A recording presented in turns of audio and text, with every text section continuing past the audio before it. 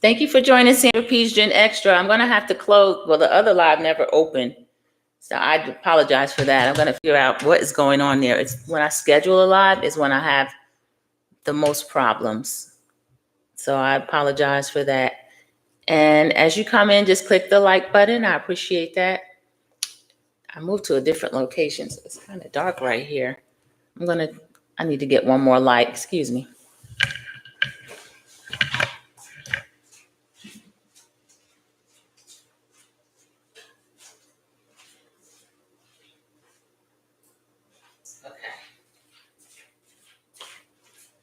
Hopefully that is a little bit better. I think it's because of this dark curtain that's behind me. Let's see if I can get in front of this door. That might be better. Yeah, that might be better. Unless I try to show a video, but that's okay. Thank you for joining Sandra P's Gen Extra. I appreciate it. I had to start another stream. That other one never, for some reason, when I schedule a live, I have an issue. Linda Gamble, thank you for joining Sandra P's Gen Extra. I was in another stream and I need to let them know. Thank you so much for coming in. Linda Gamble is one of my moderators. And this is just a thoughtful Tuesday. I had a few topics to run by. Nothing was anything too bad, and it's a shame. We're getting actually used to the way the news is going. It's always something terrible. So if it's not anything too bad, it seems like it's not that bad. I think that is what was being done by design, just to kind of numb everybody to what's going on. I had a pretty good day otherwise. I'm not usually in this location. I'm in the kitchen area. Okay, there we go.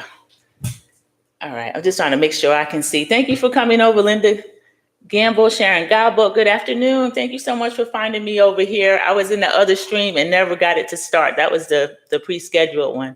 So thank you, Sharon Galbo. Mama Bees was in the other stream. She may have had to go. I just put a note in the other one.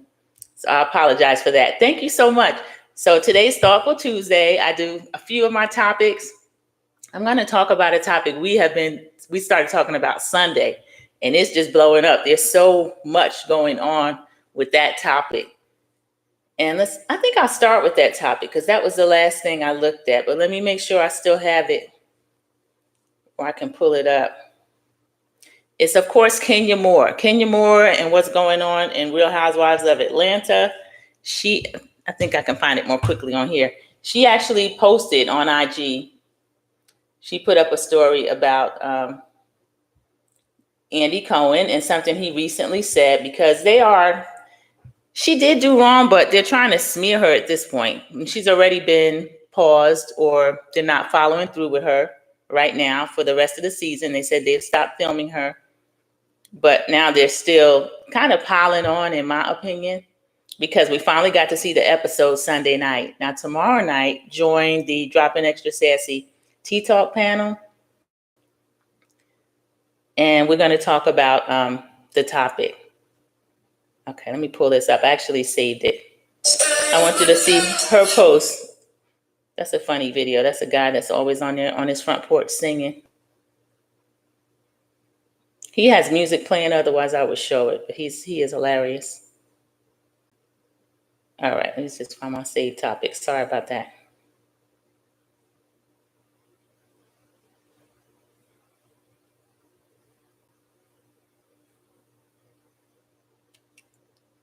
Okay, Kenya has over $2 million on her, over 2.3 million followers on her Kenya Moore site.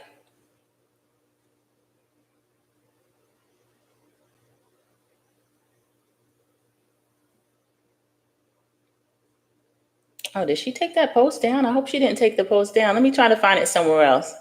I don't think Kenya would take the post down. So let me see if someone else has it up here. Because for some reason, I can't find hers. All right, Kenya Moore.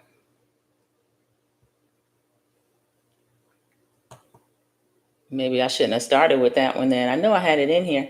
Okay, so Andy. Okay, now Andy Cohen, we know he has his podcast, and he was on there with a couple of people. At the end of last week's episode, I won't play it, but I'll just show you who he's talking to. You can't say that shit. And she was like, I didn't realize he was cursing. You're right, whatever. She shows up to Kenya's opening of her gorgeous salon, which is beautiful, that Kenya has worked so hard on, that she dedicated to her. I want to show what Kenya's response was to him, because she responded after he said this. And this is from her page. It's just Kenya, and it's on IG. I don't know why I couldn't pull it up. But she says, the two of them mentioned they refer to Revenge P. Now, we're all familiar with that term from a show we used to watch. But again, Kenya hasn't been charged with anything. I don't know if Britt has received a payout or anything, but this is what the two co-hosts were saying. This is Kenya words. The two co-hosts are extremely ignorant. S-A, she spells it out. S-A is R. Remember, that's what Phaedra accused Candy of attempting to do to Portia. Revenge P, if someone showed Kim K X tape to you, is that Revenge P? I found that plus tons others online. She signed a release for it, so it's a fair receipt. Warning, if you are not an attorney and familiar with Georgia law, then STFU. Kenya not playing. She telling them shut the F up, because people are putting too much out there about it now. Sick of the bias and selective outrage. These comments should not have aired. It's the podcast. Where is legal? You don't want activated Kenya. I shouldn't have shown at my event, but for the love of God, why would they ignore a clear GUN threat? So Kenya is saying what she wants to. Dot Willie, welcome to the chat. Thank you so much for joining. Dot Willie speaking to everyone. Linda Gamble, Sharon Gobble, Mama Bees. So Kenya's defending herself, and strongly and loudly. I hope she has an attorney, and I hope she can get an attorney, because after we saw in the vault and heard, Bravo actually played what Britt said, and weapons were mentioned. Whips were mentioned, and a pistol was mentioned. Both are weapons. And she had been in an argument with Kenya. Not really, she was arguing herself, really. Kenya didn't really argue with her. So we're going to see what's going to happen with that. DG, thank you for joining the chat. Hello, good afternoon, evening, Sandra P in chat. Thank you so much for joining. So that story is growing legs. Everybody's talking about it now. There's so much behind it. There's so much to talk about with Kenya, because Britt, to me, kind of seemed to slide away as if she didn't do anything. And if not for her comments and not for her mentioning those weapons, I don't think that the salon event would have gone the way that it went. I don't think Kenya would have still been that angry. I don't know the timeline. I have to find out the time frame between Angela's dinner at the bank vault and the actual opening of Kenya's salon that they were filming, because Kenya was still very angry at that salon opening, to the point where we're all wondering how she could allow herself to just go there at her event. I mean, I don't think she thought she would be fired, because I still have my own opinion that I believe production was involved in that, just because of the poster board. And I just don't see Kenya Moore going into a FedEx copies, or they used to call them Kinko's, and printing out something, a large poster board, and carrying them to her. I just don't see that. And Kenya has an assistant. The production people, they help them with the things they want them to do. So I'm curious as to see what's going to happen. Sharon Gobble is saying what I'm thinking. Bravo wants Kenya off the show. I believe that too. I think Andy hasn't liked Kenya for quite a while. I'm not sure why. I know Kenya probably, when she speaks, she's not one of those people that are going to clown for Andy like a Portia. I hate to say it, but Portia knows how to kind of finesse a little bit more than Kenya, because a lot of the things Portia has done, she is blessed to still be able to have a job, and that job in particular, because you see the name came up. Kenya put the name right in there. She put in Phaedra, she put in Portia. Both of those ladies are back this season, and yet now we have Kenya, them saying they stopped filming with her immediately and won't for the rest of the season. So we have to see what's going to happen with that. If she's indeed fired or paused. There's different rumors out about whether or not she's still getting paid. We know she's under contract, but with most of the reality TV shows, they're not getting paid unless they're shown. So I don't know if that hurts her money, if she's still going to get a check, even though she might not be in future episodes. I'm curious to see how that is going to work. And I hope she does have strong legal representation, because it looks like she was wronged here, even though her response was wrong as well. You can't ignore the initial trigger. I'll just say, and that's not even a trying to be smart. There was a trigger event. There were weapons mentioned and a threat made that I heard. She said, don't take that off camera. Don't bring it. I can go to the streets. There's all kind of stuff. I have to rewatch that scene and see everything that Britt was saying. Sharon says, in my opinion, Bravo production whispered in Britt's ear to set this scenario up. Yes, I believe so. And she seemed to be all too willing to do it because the little storylines they're trying to throw out as the viewer, and we're only 5 episodes in, fair enough. I've tried to keep an open mind since I am working on a panel where we're reviewing it. We all have our own ideas on the different ladies, but I do love that everyone's open mind and trying to give people a chance. I had a really negative reaction to Kelly first episode. She's starting to grow on me a little bit. I'm viewing her a little differently. After this episode, I still have one eye on her, but there are things about her I still like. Shamia, I liked right off from years ago. I've always seen Shamia as friends to Candy, as friends to Portia, friend of the show, almost friend of the show, not official. Angela Oakley, I like, even though sometimes when Angela's speaking, it's not too clear. I think she's trying to hide certain things. She forgets what she's trying to say.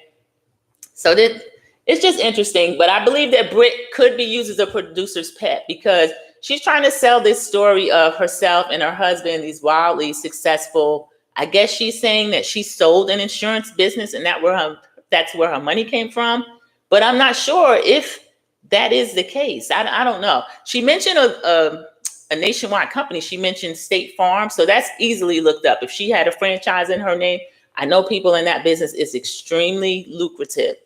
But she also threw out some little tidbits about her sisters that seemed like one of them didn't really want to work. And then the other one, she was too harsh on and had to fire her. Just everything's not looking like it's cracked up to be.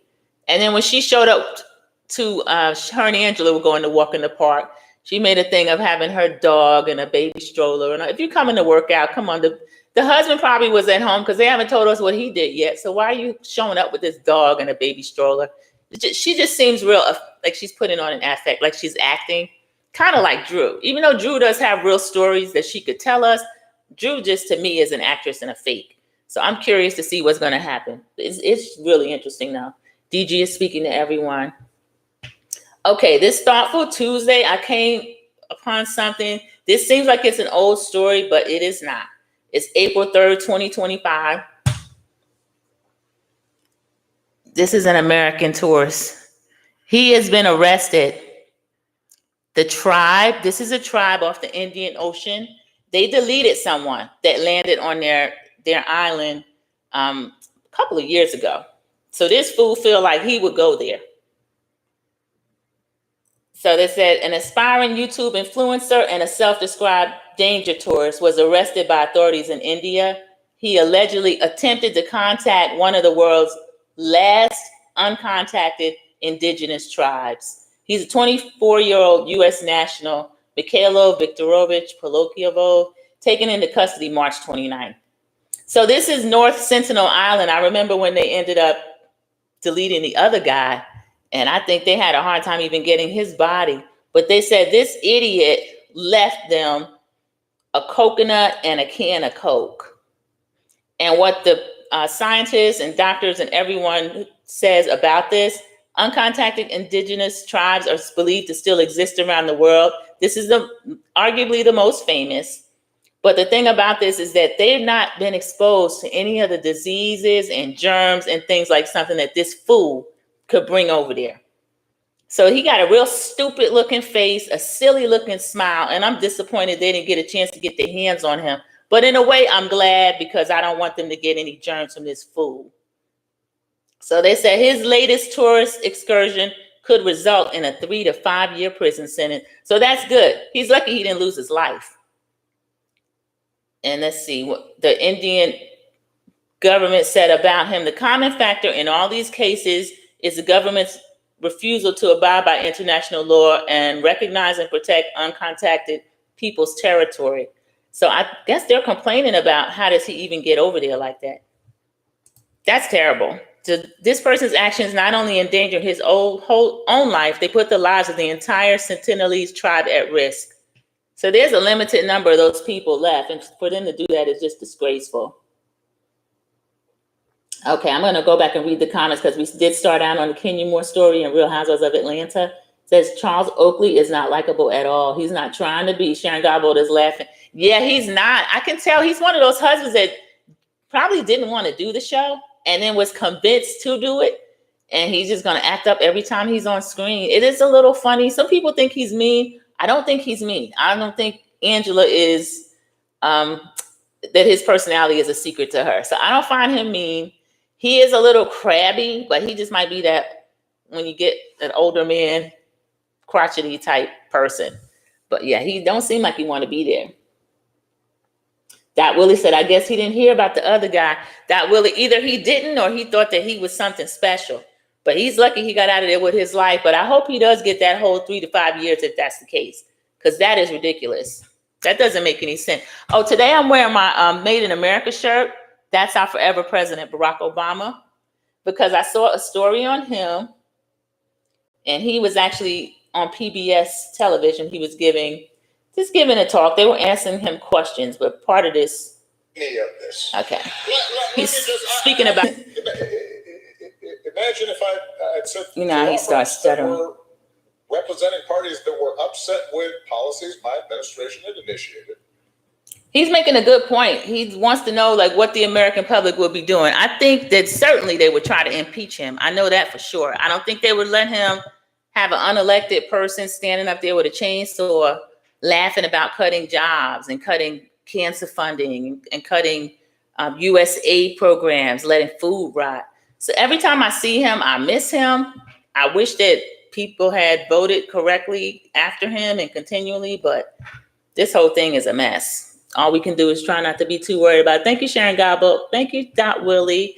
I ordered the shirt a few years ago, probably as long ago as when he was running, when the president we have now was asking him to show his birth certificate. The Obama campaign printed out a shirt, and then they put the birth certificates on the back. The back is, let me see if I can show you the back.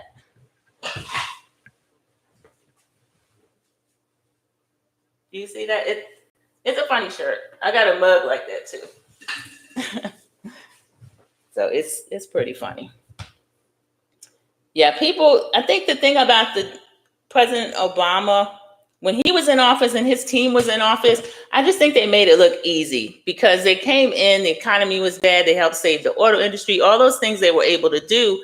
I don't think the Democrats brag enough about what they do. And they let other people get up and lie and take credit for things. Even Joe Biden was letting people take credit. When they had that Build Back Better, all the programs they put in during the C-19 era, and a lot of people that were out of work were able to still draw their unemployment, all that kind of stuff. All those protective things that were put in place are no longer, or they're being discontinued. And it's going to be really bad with what he's doing to this economy. So that's pretty sad. I had another story that said Fox News Entertainment removed the stock ticker that's been up for at least 2 decades. So they did that Friday because he's crashing the market and they don't want that scrolling reminder for their people to see. Okay, this is another one. This is someone, because I talked about Married to Medicine. I'm going to show you this young lady because I mentioned her. This is Audra and her husband. She's the attorney. Her husband is the dentist. They were one of the couples that came on, and they used Toya to pick at her. They wore champion. They were going to a trip, and they each had on a champion matching sweatsuit. And Toya was talking about their clothes. You know, Toya I like Toya, but she can be a poser, and she can be someone bragging about material things and labels and that kind of stuff. And this is when she was in trouble with the tax liens and stuff. And Audra ended up bringing the tax information to that party, and they backed up off Audra, but she still didn't get another season. So that is Audra and her husband. I miss having her there, and Dr. Alicia too. Because they were a fun couple. I want you to see who's under there liking her post. Dr. Heavenly. Dr. Heavenly is shameless. She's something else. That lady has no shame whatsoever. She's going to get under the post and like the post. And she was one of the people picking at them until they didn't get renewed. Her, and then also Dr. Alicia. Dr. Alicia was the other dentist. She didn't get renewed either. Okay, now I had another story about Department of Government Efficiency. That is a terrible name, but this is about NPR put this up. And they're talking about there's a program, and this is timely for me. The Trump administration froze funding for a program to upgrade aging, low-income housing and make it energy efficient. The move threatens hundreds of projects around the country. And then they show a lady there. She's a senior, and she is a person that is afraid that she's going to be impacted by that. But the crazy thing is, about 2 weeks ago, I was sitting at home. Someone knocked on the door. I have the Ring doorbell, so I looked at it. I didn't recognize the person. And I almost just sent him away, but something told me to open the door. I did. And he was from Duke Energy. He showed me his ID and everything. And he said they have the energy efficiency program, this and that. In my neighborhood, they're looking at homes to see if you're losing power by air leaks or anything like that. And there's these little upgrades that they can do. And would I be interested? And I said, sure, because I've been here about 20 years. I said, sure, I'll be interested. So he set a date to come back. They come back with a team, and they measure at your doors. They measure at the windows. They change your air filters. They look at the water heater.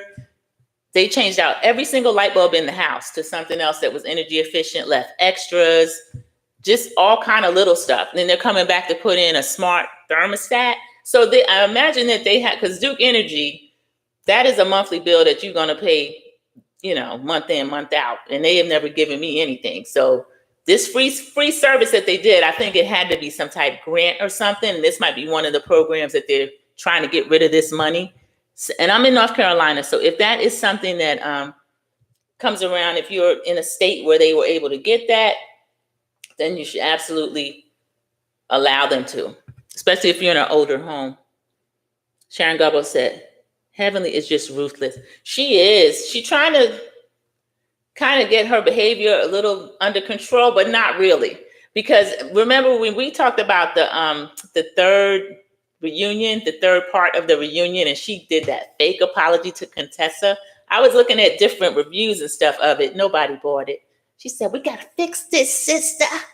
And now she's still out making fun of Contessa, making fun of Dr. Scott, putting things out there about Dr. Scott and Contessa that he called quad, asking for advice to keep something out of the blogs. Now, this is something that supposedly happened while the two weren't even on the show. So if she's their friend and she wants to fix this, and she's promised to Contessa not to speak about this lady's marriage anymore, their marriage wasn't under a spotlight during this season. So why would Heavenly come out afterward and be talking about that when she knows all we really want to know about is Damon Jr.?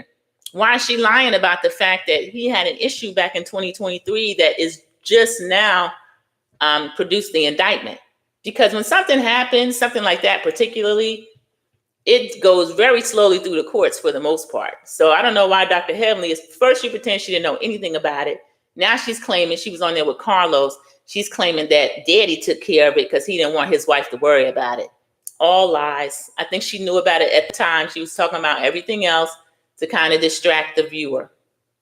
But now that we know, she's going to bring up another lie. And I don't watch Carlos King. I should be watching him for content, but I just watch other people review him because I can't stand him so much. But I found it interesting. He was on there with Dustin, the guy that reviewed shows with him, and also Claudia Jordan. Claudia Jordan had her own thing over there and then surrounded herself with those guys, and they ended up getting her pushed off of her, not even pushed off of it. It ended altogether. Fox Soul over there. So that is a trip. Now she's over there on Monday nights as a guest on somebody else's platform. Mama B says, Heavenly is just a vile, disgusting bullfrog. I despise her. I'm getting there with her, Mama B's. I'm one of the people, when she came on second season, she was kind of unsure of herself. She would try to joke a little bit, and she was getting pushed around by Dr. Jackie and by Dr. Simone, who Dr. Jackie didn't even think she was a real doctor because she was a dentist. And she had to fight her way into that circle. And I kind of liked her a little bit. I could let certain things slide. But then as she got nastier and nastier over the years, I'm getting to a point where I really dislike her. And I think a lot of the audience, her fans like the meanness and they laugh about it because she picks on people that they don't like. Like they don't like Sweet Tea because she told them that she don't like Sweet Tea. But Dr. Heavenly, I don't know that she'll be able to get back most of the audience that either stop watching or do not like watching her. Sharon Gobble, I can't watch him. His voice just irritates my soul. It's the same, and I feel the same. And Dustin puts me to sleep. I can't watch him either. And Claudia Jordan, I don't know how, again, she had her own thing, and then you're going to put Al on one side of you, Frankie on the other side of you, and those two don't even like each other, but they could conspire against Claudia. And that's what I try to tell people, but some women don't want to work with each other. They don't want to bring along each other. Like the other one, I watch her, Adelaine Brown. She brought along Funky. Now you still talking about years later, all this stuff he did to you. And he did. He's a nasty person. Just from what the videos and stuff she showed of her house. But would she have been willing to help a woman blogger like that and bring them up and teach them the game and put them on? I don't know. I don't know if she would have. Because some women feel that they're threatened by other women, but then they'll let these people close to them that don't mean them any good at all. Because he's still talking about her 10 years later. He said she's talking about him. He's still talking. And Claudia's been in this game long enough. Claudia's an OG. Claudia's in her 50s. Claudia knows better than to put these two people on that conspire against her and have her show taken down. Okay, let me see if I have any other topics in here. Okay, we're right over 25 minutes, so that's pretty good. I try to do a good 30 minutes because I know I'm going to want to be online tonight and just going around the YouTube streets. Some of the stuff that's out, I'm just ignoring. If it's bad news, I'm ignoring it. I used to love to watch anything Love and Marriage Huntsville. I don't look for that as much because the cast is they're a little bit desperate. Melody Cherie always has great things going on, so I will watch her, any of her TikTok lives. I follow her, so anything that's going on, I'm interested in her. But as far as the people that are left over there, I'm not too interested in. Okay, let me see if there is. Oh, one of these topics that I was following up with from last week, the Venezuelan, the people that were taken from here and they ended up in Venezuelan prison. 60 Minutes did a study and they were asking, this is the Attorney General, Scam Bondi. She's out of Florida. Is that true? Do you mean in our country? The Venezuelan migrants who were sent to. Okay, so they're not Venezuelan migrants. They're illegal aliens from Venezuela who should not have been in our country, who are committing the most violent crimes. So if you committed a crime in our country, we're going to keep you here. Okay, she's lying. Because a lot of the people that were sent to Venezuela are not even Venezuelan. That's the country that agreed to keep these people. What they did was scoop people up that have appointments for immigration. They're supposed to be searching for people that had committed crimes while they were in the country illegally. But 60 Minutes did the research, and it says 60 Minutes found that 75% of the migrants who were sent to El Salvador do not have criminal records. Is that true? And then she said they're not Venezuelan migrants. They're illegal aliens from Venezuela who should not have been in our country. And then the 60 Minutes said, so you're confirming they didn't commit a crime? And that's when she turned around and she walked off. So that is a mess. You saw in the news, there was the one man, he was due for an appointment. They scooped him up, sent him away, and they find out that this person he's either here legally or an actual citizen. I can't remember. It's the guy from Maryland. The judge had just issued a stay and said, get the person back immediately. And the Supreme Court has jumped up and said they don't have to. So this is a mess, everybody. This is really scary. So everybody in my family, I've already told them, make sure you have your real ID, make sure you have your passport, whatever you need. The two younger family members that we just did their paperwork for the passport, we did that last week. We just got back they give you a number that you can go online and track it and see what the status is of the paperwork. So hopefully they'll get those pretty quickly. Okay, this is from NBC News. The Trump administration asked the Supreme Court to block a judge's order requiring a Maryland man who was accidentally deported to a high security prison in El Salvador to return to the U.S. So the Supreme Court actually, and it was Justice John Roberts. He's supposed to be neutral, but he is not. He seemed like he's going paid for it, allegedly, and in my opinion. Everything's covered under the Copyright Act of 1976, Section 107. These are just my opinions. They're used under fair use for purposes of education and entertainment. But the breaking news after the administration asked for a stay, Chief Justice John Roberts, he issued a temporary administrative stay because it was a midnight deadline. So they would have been in violation of that, to return a mistakenly deported Maryland man to the U.S. So that gives the court more time to consider the arguments presented by both sides. Oh, they said by 5 p.m. on Tuesday, so that was just a few minutes ago. We'll hear more about what has happened. But that is scary. Hello, Linnell. Thank you for joining the chat. Mahogany Meeks, my little sis, and one of the moderators. Thank you for stopping in to a thoughtful Tuesday. I appreciate it. I hope everybody's having a great week so far, even though it's only Tuesday.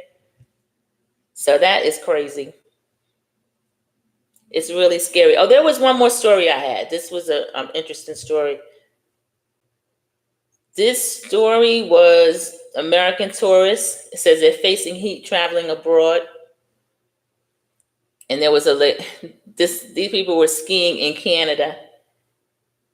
And they were asking a couple where there were some good runs at. And she feels like a lady sent her down one of the worst slopes and she did it on purpose. She's saying that people are not as friendly.